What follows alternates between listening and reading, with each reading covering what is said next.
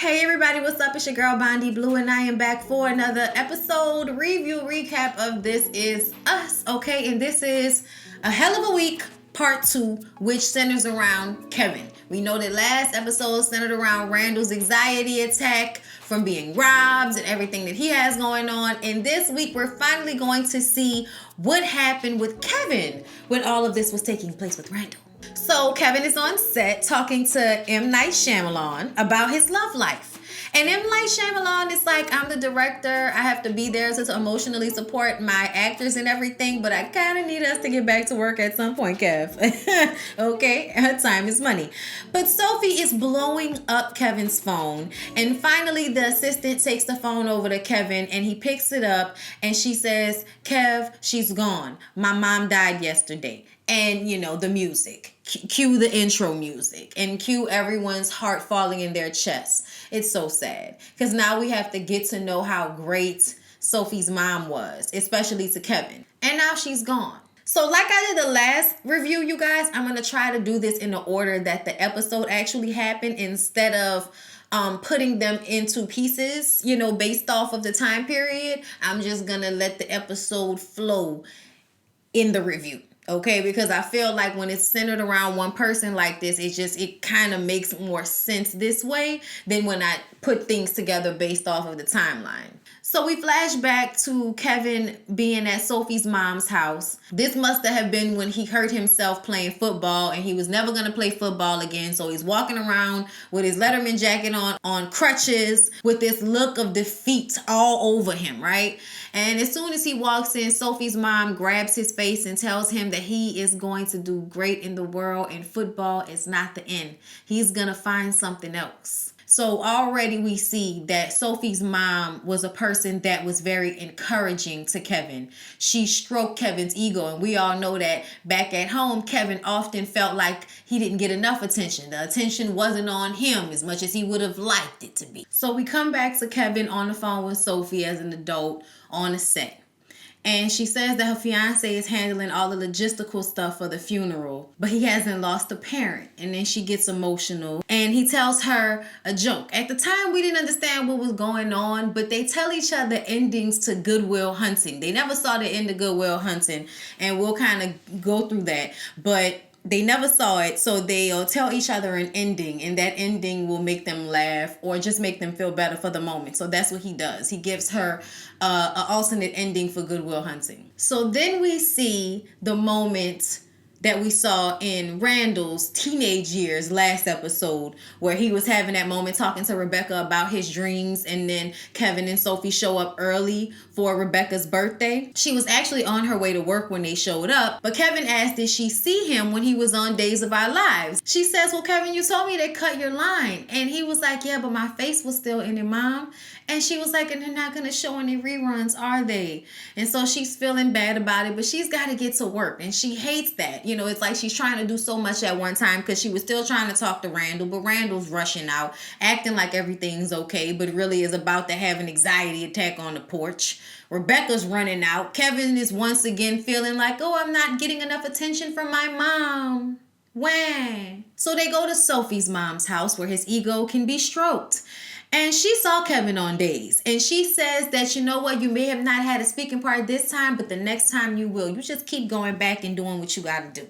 But she's very, very supportive and encouraging and constantly telling him how he's going to make it big. So then we see adult Kevin reminiscing on he and Sophie when they were kids and eating food, donuts, and all of that together and getting stuff all over their faces. That's a thing she could never, eat neatly. So there's always powder or something everywhere once she done ate it. It's like, oh, how cute. Like they be trying to make moments out of the most mundane things, but I get it. That's usually how these things work. This is also the time where Randall texts Kevin and Kevin called him back, and Randall was calling about the robbery and everything, but Kevin starts talking about how he's at Sophie's mom's funeral. Well, he's about to go to Sophie's mom's funeral and that he's back in Pittsburgh or wherever they from. So Kevin pulls up to the funeral and we have a flashback of Sophie's mom telling her that she got them tickets to go see Aurora Borealis. But Sophie is more upset that she spent the money on a vacation instead of getting the pipes fixed. They saved that money for 2 years, and Sophie was expecting her mom to be responsible with the money, but it seems that her mom was kind of impulsive. So Sophie, needs to go take a walk. She's upset. This is when Kevin, who has already married Sophie, asks if he can have her grandmother's ring to give to her. Flashback forward to the funeral. Okay, back forward. Y'all understand what I'm saying? We're at the funeral. And Sophie is talking about her mom never settling, even when she got MS. And that's what her mom died of complications, I'm guessing, from having MS. But she talked about this coffee shop that she and her mom really loved and they frequented often. And at the time when she got the call that her mom was gone, she was at that coffee shop going off about the fact that they had ran out of their house French roast. Okay, child, I understand. Don't run out of my favorite coffee, okay? Especially if it's your house. You're supposed to have that. Like, what? But anyway, she says that she wishes she can go back to that moment where she, was being a total asshole, but it was before her mom died. It was before she knew she was gone. It was before her life got so much more complicated. So she's about to have a moment. She's having a hard time up there on the mic, and she looks back into the crowd and she sees Kevin sitting in the back. She locks in on him and she's able to finish her speech. She even kind of smiled a little bit when she saw him. So after she's done giving her speech, Kevin is standing in the back and you can tell that he wants to go and walk up to her, but her fiance grabs her hand and starts to whisper in her ear. So Kevin just walks out. So then we flash all the way back to the night that Jack was trying to keep all of the kids in their new beds. And now it's Kevin's turn to keep getting out of the bed. And Kevin wants the sheep. Bah, bah. Okay, he wants the sheep that were on the mobile above his crib. But Rebecca gave all of that to Goodwill when they gave the kids their own beds. It's a story about losing something, about having to let something go that you want. Adult Kevin then pulls up to Sophie's mom's house for the repast with some donuts. Not sure if he should go in just yet. Then we get the flashback to them as kids, eating those same donuts in the car, sitting outside the movie theater, trying to figure out what they're going to go see. And they decide to go see Good Will Hunting. And Sophie has donut powder all over her face. So yeah, patterns everywhere. We go back to Kevin talking to Sophie's mom about her grandmother's ring when they were already married, kind of like 18, 19, around that age. And then she tells him the story of how her dad wanted to propose with that ring to her mother before he went to the war. He was in the Korean War. And the mom was like, no, keep the ring. Give it to me when you come back. So while he was in war, whenever he was having a hard time, he would look down at that ring and find strength. So when he came back, he put that ring on her grandmother's finger, and they were married for 50 years after that. And Sophie's mom is just like, I can't give you this ring yet. Y'all are not ready for this ring. Y'all are too young, and you're going to do so many great things in your life, Kevin. He's going to have a great career, but he's going to have to earn this ring. I was just like, Back at the repast, he calls her on her cell phone and tells her that he's standing outside with donuts and he's not sure whether he should come in, should he? And she says that it's not a good idea, but she gets her coat and walks outside and says, can you get me out of here? And I'm like, oh Lord, she done left her fiance inside at her mama's repast and he ain't even know the mama like that. This is uncomfortable. This is terrible. Poor fiance. While they are driving, he sees her engagement ring and asks if that's her grandmother's ring. And she says no, but it's a really nice ring either way. Sophie tells him that her fiance never got to know her mom and she can't believe she's marrying somebody who doesn't know her mom, like doesn't know the person that she was before she got sick. She tells him how she almost lost it during the funeral until she saw him. And he says, well, we do have a history of helping each other out during funerals because, of course, she was there when his dad died. Then she gives him another ending for Good Will Hunting.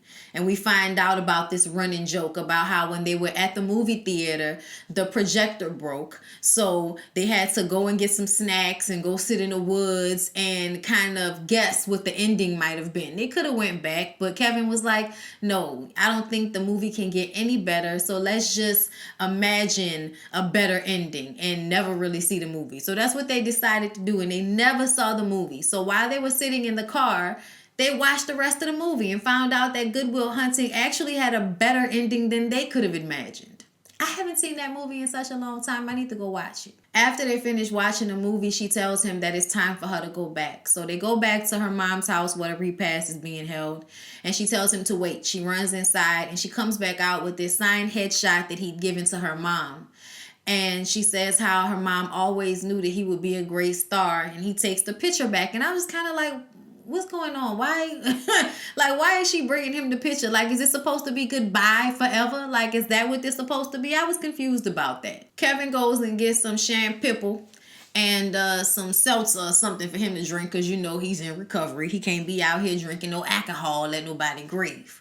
So he opens the bottle of champagne and puts it on her grave, and he talks to her and says how he really wished that he would have had another shot at being with Sophie because now he's grounded and he's ready and he's learned the lesson and he think he can earn the ring now, you know. Sophie's mom obviously knew he wasn't ready then, just like she knew that he would be a big star, clairvoyant, I guess. But, you know, he says, I guess it's too late. So he puts down his headshot and then gets up to leave, and then he comes back to get it because he's like, no, that's weird. I'm like, it is weird. What is going on with this picture?